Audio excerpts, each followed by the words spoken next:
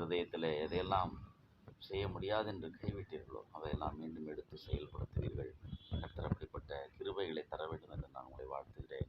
இந்த மாதத்தின் வாக்குத்தத்தமாகிய 1 தெசலோனிக்கேயர் 2:17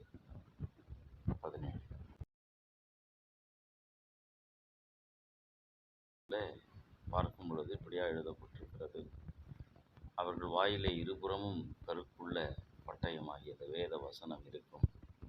அவர்கள் வாயிலே கர்த்தருடைய உயர்த்துகின்ற துதியும் அவர்கள் கையிலே இருபுறமும் கருக்குள்ள பட்டயமாகிய இந்த வேத வசனமும் இருக்கும்.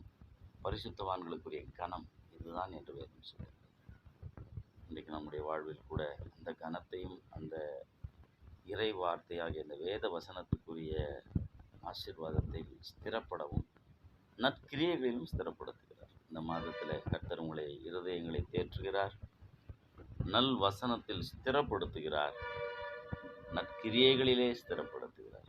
ஆக இந்த 3 விஷயங்களை இந்த மாதத்தில் கர்த்தர் உங்களுக்கு தருவாராக. மன ஆறுதலையும் இருதயத்திலே தைரியத்தையும் உங்கள் இருதயங்களை தேற்றுவார்.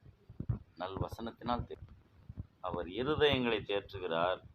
அதனோடு கூட நல் வசனத்திலும் எல்லா நற்கிரியையிலும் உங்களை ஸ்திரப்படுத்துவாராக என்று எழுதப்பட்டிருக்கிறது. அப்போ இந்த மாதத்தில் நல் வசனத்தில் அநேக வேளைகளில் வெற்றி அடையாமல் போவதற்கு வேத வசனத்தின் ஆழ்ந்த விசுவாசமுள்ள ஒரு பயணம் குறைந்திருக்கலாம். விசுவாசமாக நம்ம அந்த வசனத்தை கவனிக்கிறது, விசுவாசத்தோடு கூட அபியாசப்படுறது, வேத வசனத்துக்கு நடுங்குவது, வேத வசனத்தை பற்றி கொள்வது, இப்படிப்பட்ட குணாதிசயங்களையும் இயல்புகளையும் சுபாவங்களையும் நாம் இழந்திருக்கலாம். இந்த மாதத்தில் வெற்றிக்கு வழியாக இறைவன் உங்களை எல்லாம் நல் வசனத்தில் ஸ்திரப்படுத்துவார். முதலாவது இருதயங்களை தேற்றுகிறார், மனதை